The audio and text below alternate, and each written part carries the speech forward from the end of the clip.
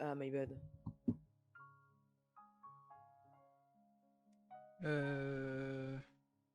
Comment ça, il y a 11 dimensions?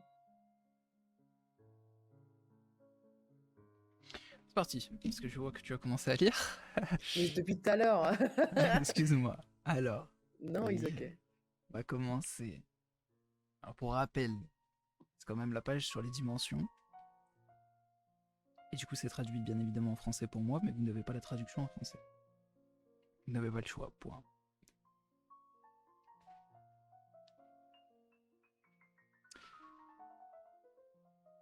Donc on parle de dimension. Le mot est utilisé de différentes manières avec plusieurs variétés dans les rapports de contact. Les dimensions en physique, 3 dimensions d'espace et 1 de temps dans la tradition récente, est la norme acceptée. Il existe de nombreuses théories contemporaines qui en acceptent davantage, de la théorie des supercordes qui nécessite 10 dimensions, à la théorie M avec 11 dimensions. J'aurais bien aimé aller checker ces théories, mais pour l'instant on va rester là-dessus. En passant par toute une série d'autres études et en théories approfondies et exhaustives. Bill, donc Billy Meyer, indique clairement qu'il y a 7 dimensions, en supposant que nous parlons de ceinture d'univers. Donc, pour rappel, nous avons fait hier une vidéo pour voir quelles étaient les différentes ceintures de l'univers et comment l'univers était situé par rapport à la création elle-même. On avait vu combien d'univers maximum une création pouvait infiniment simuler, on va dire. Et nous avions vu aussi combien de temps durait l'évolution théorique de l'univers et de la Chez création. KFC, on voit le croustillant en grand et les prix en tout petit. En ce moment, nos meilleurs burgers sont à seulement 3 € avec l'app KFC. Oh, la petite pub. Deuxième fois en 2 jours. Ah, bah ouais, mais t'es sur Spotify, hein. Deuxième fois en 2 jours, je te jure. Mais enfin, c'était le petit rappel pour les ceintures d'univers. Il est possible de continuer à travailler avec ces théories et conjectures scientifiques à condition qu'elles soient simplifiées, comme cela a été le cas pour plusieurs autres modèles scientifiques lorsqu'on les compare aux perspectives de Beam. Alright.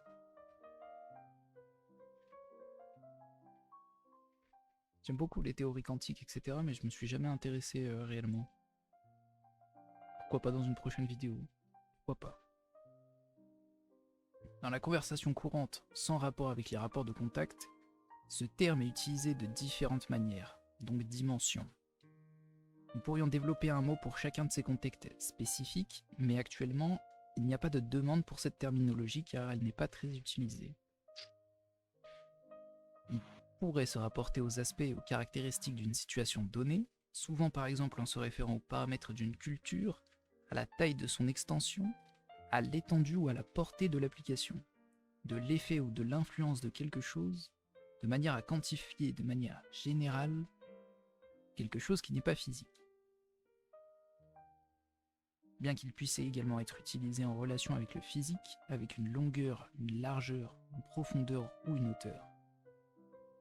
En physique et en mathématiques, la dimension d'un espace ou d'un objet est définie de manière informelle comme le nombre minimum de coordonnées nécessaires pour spécifier un point quelconque à l'intérieur de cet espace ou de cet objet. Donc pour l'instant, le terme dimension garde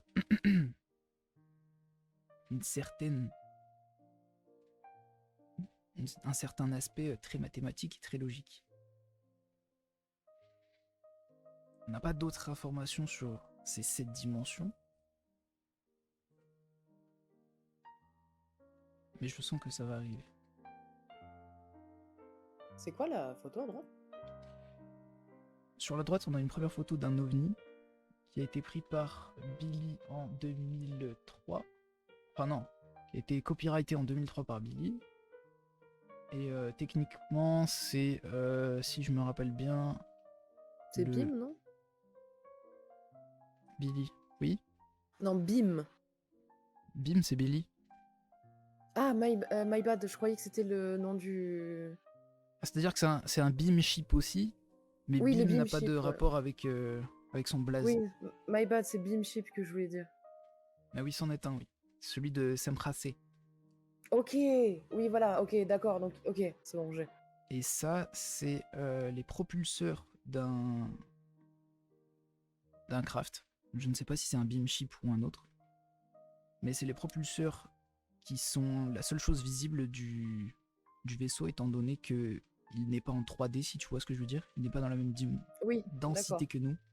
Donc tu vois que les trucs qui font une réaction chimique chez nous. Exact. C'est pour ça que la plupart du temps, dans le ciel, tu vois que 3 trucs lumineux qui bougent en fait. C'est peut-être pas juste 3 trucs lumineux qui bougent en cercle, c'est juste les réacteurs d'un truc en fait. Ah. Si tu vois ce que je veux dire. À quelle vitesse ça va? Enfin, est-ce que ça va de base plus vite que Si tu veux, nos il y a, appareils à nous?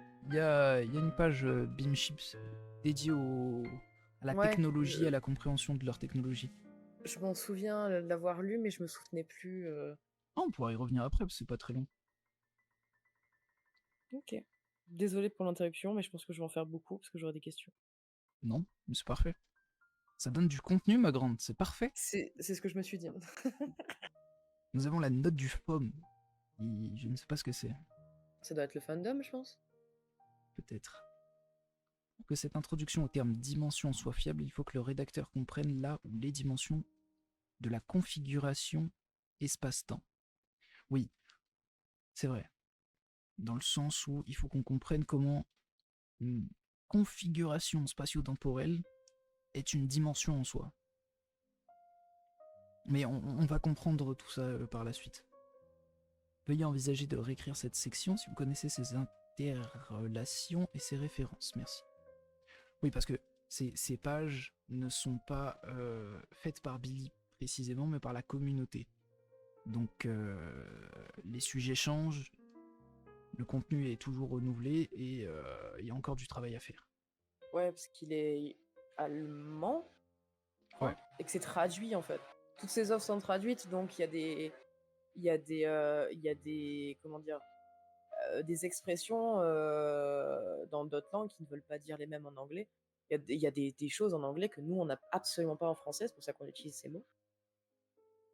J'en Donc parlais hier, ouais.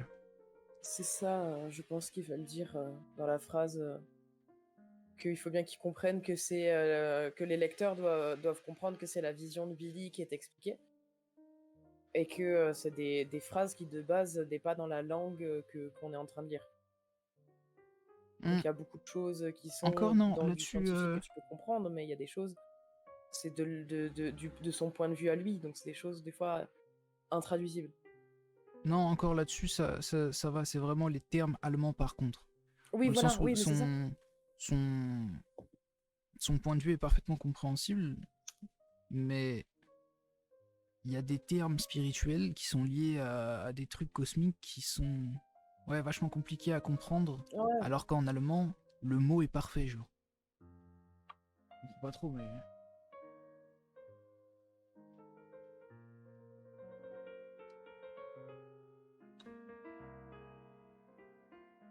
Enfin. Nous avons une petite citation de Semprase, qui date de March, a.k.a. Mars 1975, du Contact Report numéro 10.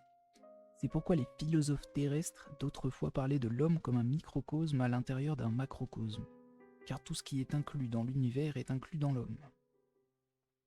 Très belle citation. Très belle citation.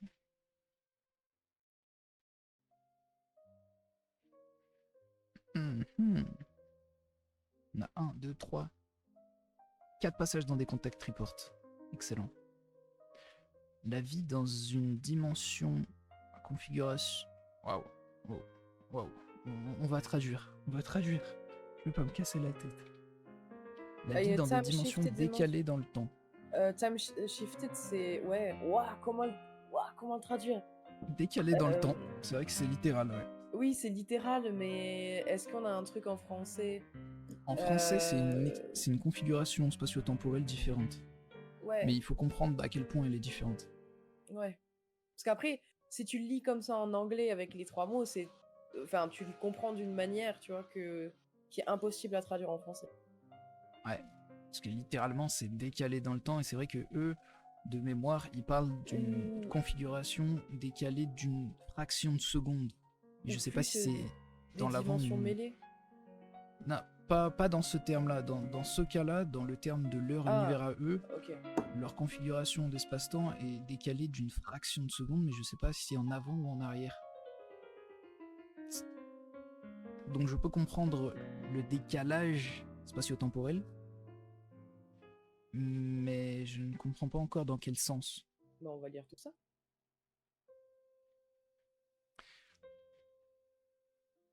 La vie dans une dimension à temps décalé, qui vient donc de Quetzal.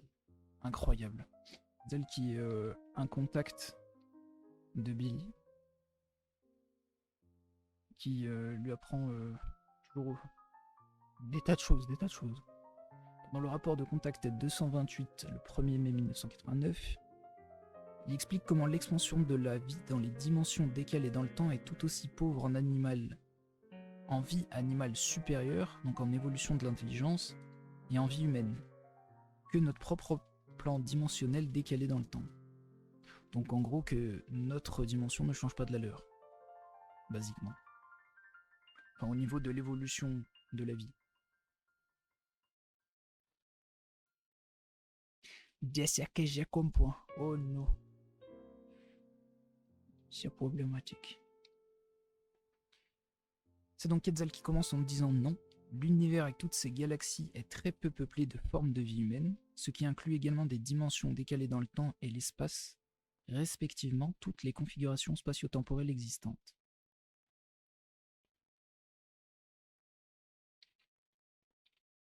De nombreuses planètes et lunes n'abritent qu'une vie organique microscopique très faible, ou seulement des formes de vie comme les mammifères, les oiseaux, les poissons, les coléoptères, les insectes, etc., qui n'ont rien à voir avec les formes de vie supérieures. Donc une conscience plus évoluée. Ce qui prouve que la nature, ce qu'on considère comme étant la nature dans notre planète, est plus globalement répandue dans notre univers que l'on le pense. Ce qui est d'un point de vue logique.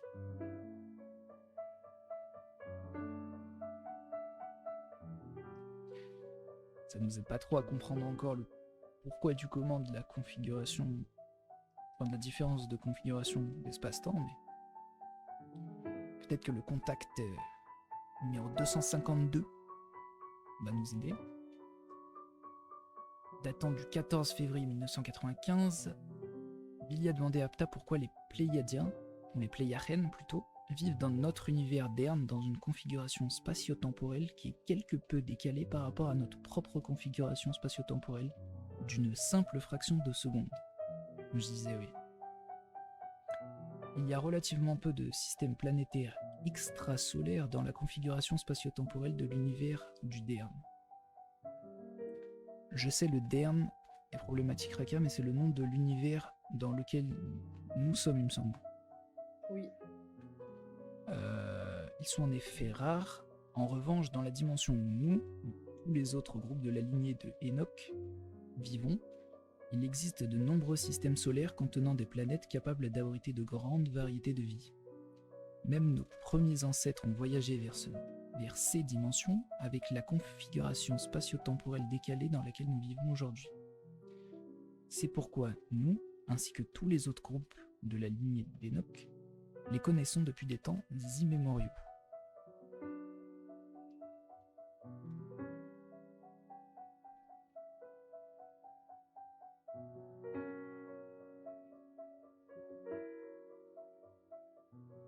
Billy qui répond par qu'entendez-vous par relativement en ce qui concerne les systèmes solaires porteurs de planètes.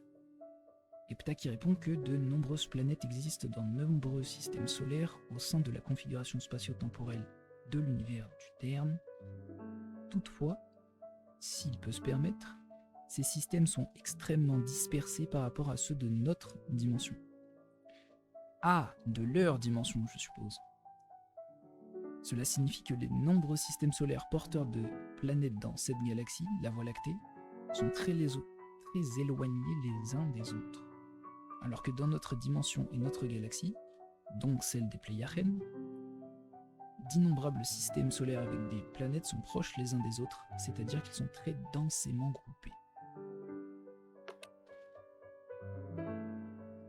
Je comprends, mais c'est juste une différence d'univers au final. Leur univers est moins densément groupé, et le nôtre est densément groupé. Non, c'est l'inverse. C'est l'inverse. Ah! Non, rien, c'est... comment on appelle ça? C'est un manque d'attention. Notre galaxie est moins densément peuplée en termes de système solaire et de planètes, etc. que les leurs. Voilà. Là, c'est clair dans mon crâne. Oui, chez nous c'est un peu dispersé. Oh, Exact. Que attends, ce soit clair. j'ai le jeu qui vient de se mettre à fond, attends. Pas de soucis. Tu m'as dit, pardon? Non, je disais juste que c'était pour que ce soit clair dans mon crâne. Pour le stream. Oui, mais ouais, c'est ça. J'étais en train de lire en même temps et ouais. Chez eux, c'est beaucoup plus groupé, mais du coup, ça veut dire que eux peuvent voyager entre Terre, entre planètes plutôt, beaucoup plus facilement que nous. Techniquement, oui. Et donc, s'il y a des planètes qui sont un peu plus... Parce que tu vois, nous, notre plus grand problème, c'est que, bon, on ne devrait pas voir comment trouver ça, mais notre planète est tellement en mauvaise condition qu'il y en a qui cherchent à trouver une autre planète pour y partir. Mais... Et nous, c'est beaucoup plus compliqué, et je pense que aussi on nous cache certaines planètes, mais bon, enfin, on s'en fout, genre. Alors que eux, je pense que pour aller, pour utiliser des planètes comme seconde terre, entre guillemets, dans leur plan, tu vois, est beaucoup plus simple par rapport à nous. Oui. Puis, d'un point de vue évolution technologique, ils sont à des millions d'années de nous, donc aussi. Après, ils ont clairement pas besoin de changer de planète maintenant. Non, mais genre ils peuvent en utiliser plusieurs, tu vois, s'ils ont la technologie pour les exploiter sans les détruire comme la Terre est en train de... Ils font partie de la fédération, donc c'est des... Je me souviens plus des valeurs précises que j'avais vues quand j'ai fait les vidéos, mais la fédération contient vraiment beaucoup de planètes et de civilisations, donc c'est vraiment une sorte de république à la Star Wars, si tu vois ce que je veux dire. Après, elle est plus autant corrompue que celle à la période de Star Wars. Ouais. Mais il y a une sorte de rébellion du mal, on va dire. Enfin, ce n'est pas le sujet là. Je n'irai pas là-dedans.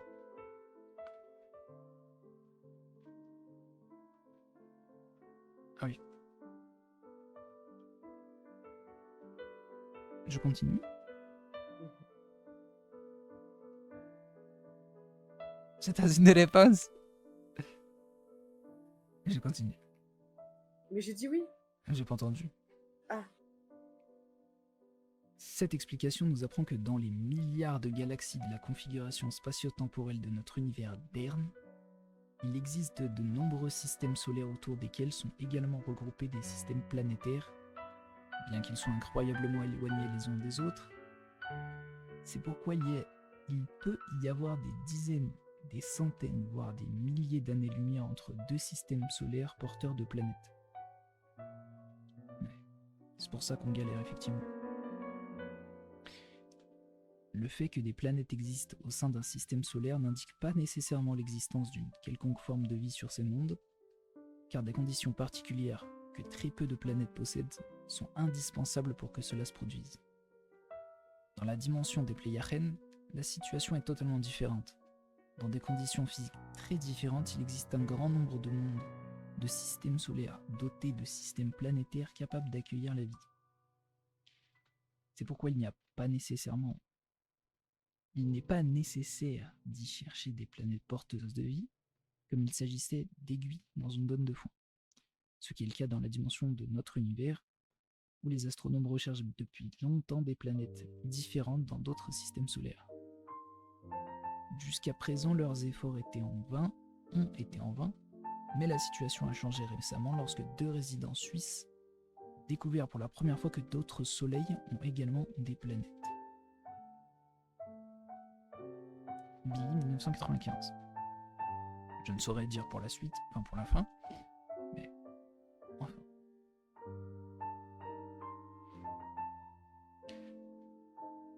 Ça me donne des informations, mais j'ai l'impression qu'on ne gratte pas réellement le vif. J'espère que le contact 251 va nous aider, mais... qui est donc sur la découverte des dimensions dans le futur. Intéressant. Billy lit les prophéties de Enoch dans le rapport de Contact 251 du 3 février 1995, où il explique comment nous allons découvrir le voyage dans le temps dans un avenir proche. Donc on parle de 3 janvier 1995, ok ? Il parle de découvrir le voyage dans le temps dans un avenir proche en 1995. Et on a eu Tenet qui parle d'une guerre de voyage dans le temps l'année dernière. Bref, fin de la parenthèse. Mais ensuite, dans un avenir plus lointain, nous découvrirons d'autres dimensions, ce qui présente des dangers en termes de rencontres avec des humains de ces dimensions. Le récit explique en partie la nature du temps, de ces variables, et fait sourire les fans de Star Trek. Dans les prédictions faites jusqu'à présent, il a été fait mention de la découverte par les terriens du voyage dans le temps et de la manière de pénétrer dans les dimensions futures et passées. En revanche, il n'a pas été question de la découverte et de la localisation d'autres dimensions, et de la révélation d'opportunités inouïes pour l'homme. Pourtant, une fois de plus, de nombreux dangers seront liés à leur découverte. Certains seront de nature physique, tandis que d'autres seront le résultat de rencontres avec des intelligences d'autres dimensions.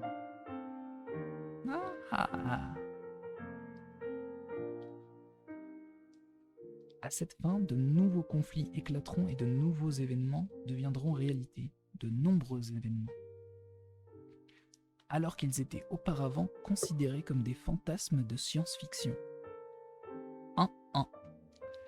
Les luttes de pouvoir et les révoltes se multiplieront sur Terre, même lorsque les gouvernements ne résideront plus sur cette planète, mais seront en orbite dans les stations spatiales qui l'entourent. Ah! Conspiration, théorie, vous êtes tous fous.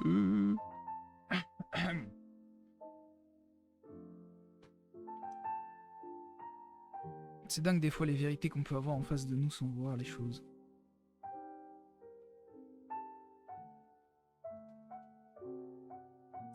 Bon, ça nous a pas trop aidé encore à comprendre, mais bon.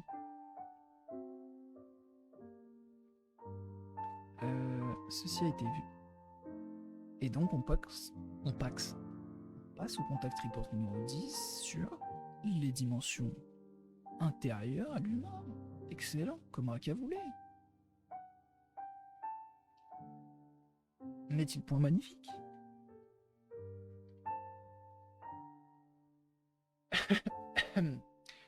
Voyons voir de quoi il en est. Dans le rapport de contact numéro 10 daté du 26 mars 1975, Semrasé réussit de façon magnifique et profonde à décrire de façon holistique, avec des mots que nous pouvons quantifier, les paramètres du domaine énergétique de l'esprit et de la création elle-même. Dans le contexte de l'explication, elle indique assez clairement que l'esprit énergétique est une dimension. L'être humain est en mesure de développer consciemment une compréhension de l'ensemble de l'univers, de la création, et de toutes ses dimensions. Ah, ça tape dans le vif. Là, ma grande, ça tape dans le vif. Ça peut dans le vif. L'homme porte un esprit qui ne meurt pas et qui ne dort pas pendant le sommeil le plus profond. Il enregistre toutes les pensées et tous les mouvements. Il informe l'homme de la justesse ou de la fausseté de ses pensées s'il a appris à y prêter attention. Donc, c'est une capacité qu'on peut s'entraîner, qu'on peut développer, qu'on peut acquérir. L'esprit qui habite l'homme est le porteur du domaine créatif. Et chaque homme a son propre esprit.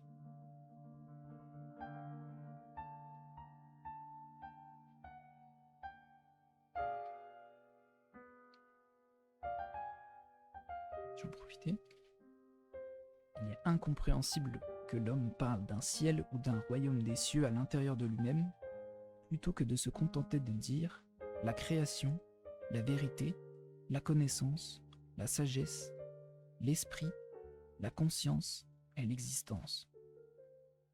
Création, vérité, connaissance, sagesse, esprit, conscience et existence.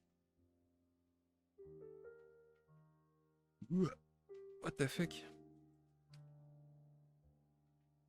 L'homme aspire à la joie qui demeure, à la vie impérissable, à la paix permanente, la richesse spirituelle et à la richesse de la conscience qui ne s'évanouissent jamais et qui durent toujours.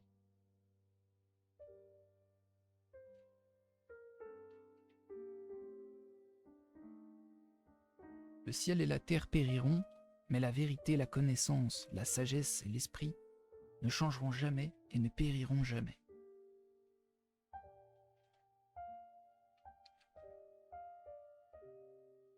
L'esprit et la conscience sont à la recherche de la perfection, de l'harmonie, de la paix, de la connaissance et de la réalisation, du savoir, de la sagesse, de la vérité et de la beauté, de l'amour et de l'être véritable, qui sont tous d'une durée absolue.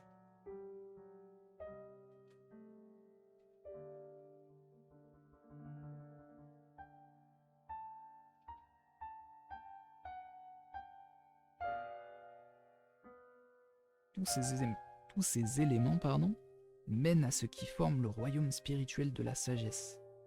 Tous existent au sein de ce qui est créatif. Tous ces éléments existent ici en tant que génie de toute ingéniosité. Oulala. En tant que mélodie de toutes les mélodies, en tant que capacité de toutes les capacités, en tant que principe créatif le plus élevé, en tant que merveille de toutes les merveilles.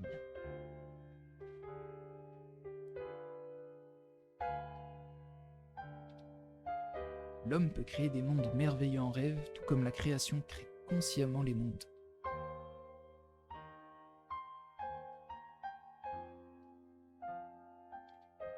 Pour l'homme, cette capacité découle de sa conscience, qui peut exister en lui-même, de la même manière que toutes les merveilles sont disponibles en lui-même.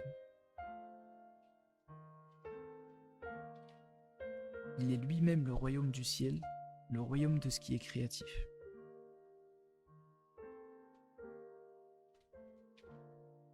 C'est pourquoi les philosophes terrestres d'autrefois parlaient de l'homme comme d'un microcosme à l'intérieur d'un macrocosme, car tout ce qui est inclus dans l'univers est inclus dans l'homme.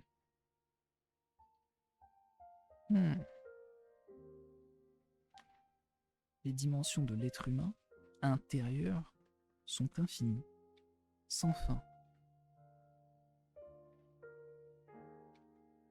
L'image de la création, l'esprit qui est en lui, l'existence qui est sans dimension, porte en elle toutes les dimensions et en même temps transcende toutes les dimensions.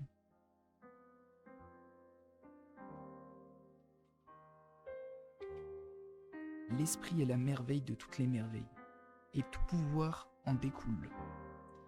Tout pouvoir. L'image de la création, l'esprit dans l'homme, l'esprit en toi, existe sans dimension.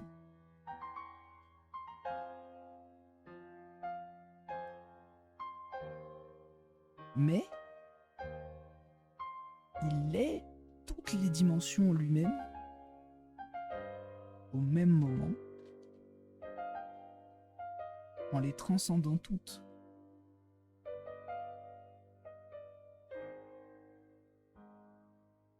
Et l'esprit est la merveille de toutes les merveilles.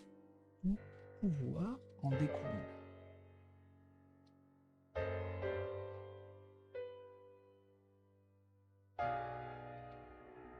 Une merveille, c'est l'utilisation parfaite de la force de l'esprit.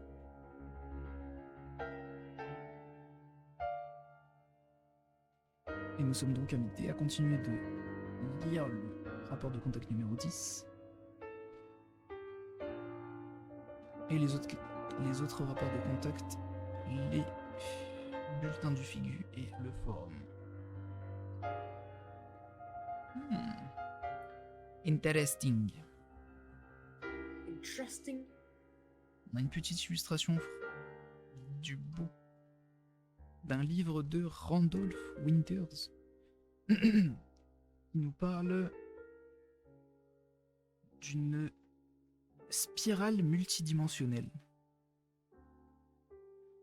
Toute la matière dans les 3 dimensions de l'univers dans lequel nous vivons est en mouvement selon un chemin en spirale qui oscille et pulse de l'énergie qui est contrôlée par l'énergie du temps. L'énergie spirituelle n'est pas connectée à ce chemin, mais comment on appelle ça, flows? Affluent, non? Ah non. Mais suit le flot avec lui.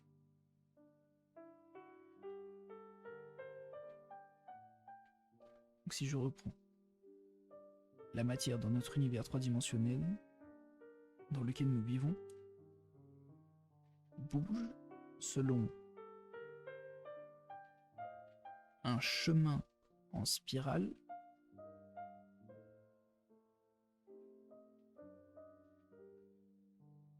qui, comme une pulsation, comme une oscillation pulsatoire, what the fuck? Oscillating pulse, what the fuck? Oh. Oscillating pulses. Oh, comment on pourrait traduire? Des impulsions oscillantes? Comme des impulsions oscillantes d'énergie qui sont contrôlées par l'énergie du temps. Donc l'énergie du temps est en boucle. Ok. Et la matière dans notre univers 3-dimensionnel suit ce chemin et suit ce mouvement. Mais il n'est pas connecté au chemin, il le suit juste dans le sien. Ok.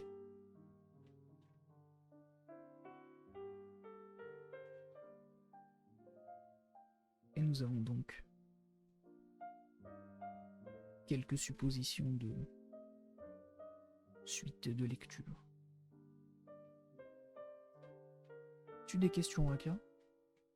Non. Excellent. Perfecto. Muy bueno. Nous allons nous arrêter ici.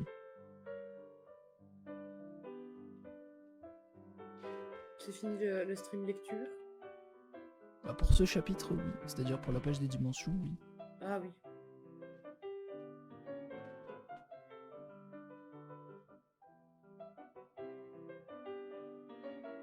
Maintenant, nous allons pouvoir arrêter le stream. Et oui.